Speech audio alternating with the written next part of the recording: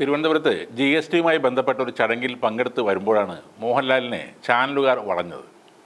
മകൾ വിസ്മയുടെ സിനിമാ അരങ്ങേറ്റത്തെക്കുറിച്ച് കൂടുതൽ പ്രതികരിക്കാൻ അദ്ദേഹം തയ്യാറായില്ല. ഞാൻ അറിഞ്ഞില്ല ഒന്നും എന്ന് പറഞ്ഞാണ് ഒഴിഞ്ഞു മാറിയത്. അതും 3-4 തവണ അദ്ദേഹം ഇത് ആവർത്തിച്ച് പറഞ്ഞിരുന്നു.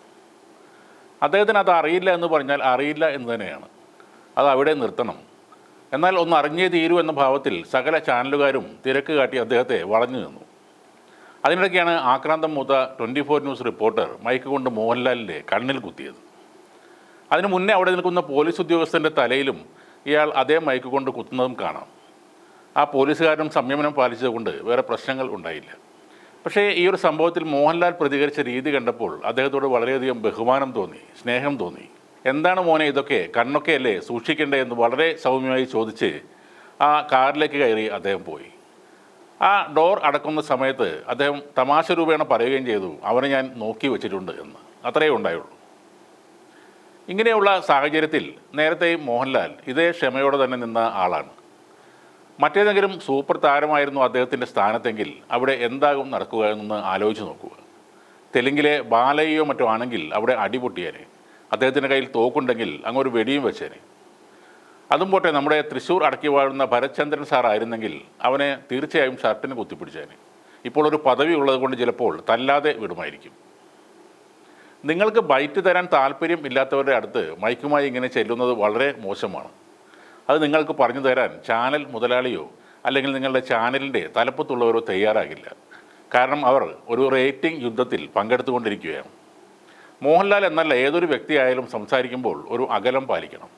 അതൊരു മിനിമം മര്യാദയാണ്. അത് സെയിൽസ് ഫീൽഡിൽ ഉള്ളവർക്ക് അറിയാൻ കഴിയും.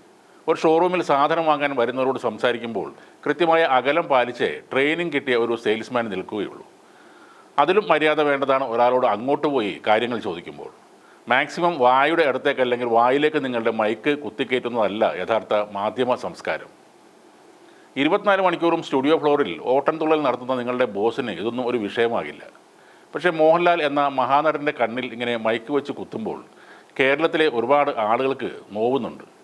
അത് മനസ്സിലാക്കുന്നത് ചാനലിന് നല്ലതാണ്. മരണവീട്ടിൽ പോലും ക്യാമറയും മൈക്കും നീട്ടി ബന്ധുക്കളുടെ കരച്ചിലിൻ്റെ ബൈറ്റ് എടുക്കാൻ ആക്രാന്തം കാണിക്കുന്ന യാതൊരു മര്യാദയുമില്ലാത്ത വർഗമായി അധപ്പതിക്കുകയാണ് ഒരു കൂട്ടം മാധ്യമങ്ങൾ. മോഹൻലാലിന് എന്തെങ്കിലും പറയാനുണ്ടെങ്കിൽ അദ്ദേഹം ഒരു പത്രസമ്മേളനം നടത്തി പറയും. അതിനൊക്കെ അദ്ദേഹത്തിന് സാധിക്കും. അല്ലാത്ത പക്ഷം നിങ്ങൾ ചോദിക്കുമ്പോൾ പറയും. എനിക്ക് അറിയില്ല എന്ന് ഉച്ചത്തിൽ കുറേ പ്രാവശ്യം പറഞ്ഞിട്ടും വീണ്ടും മെക്കിട്ട് കയറുന്നവനെതിരെ ക്രിമിനൽ കേസാണ് എടുക്കേണ്ടത്.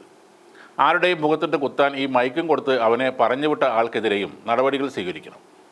ഒരാളിൻ്റെ കണ്ണിൽ കുത്തും വിധം മൈക്ക് നീട്ടിയിട്ടല്ല മാധ്യമ സ്വാതന്ത്ര്യം സംരക്ഷിക്കേണ്ടത്. ഇതൊന്നും ഒരു അവകാശത്തിൻ്റെ പരിധിയിലും വരില്ല. ഇത് മറ്റുള്ളവർക്ക് നേരെയുള്ള അവകാശ ലംഘനമാണ്.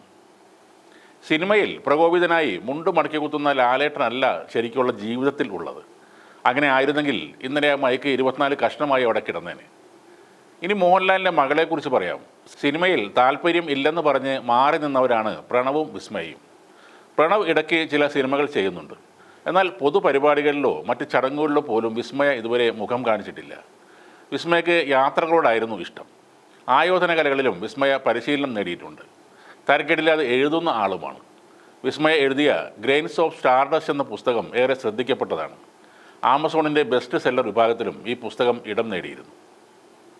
ആ വിസ്മയാണിപ്പോൾ സിനിമയിലേക്ക് വരുന്നത്. അതിൻ്റെ ആക്രാന്തത്തിലാണ് ഒരുത്തൻ മോഹൻലാലിൻ്റെ കണ്ണിൽ കുത്തിയത്.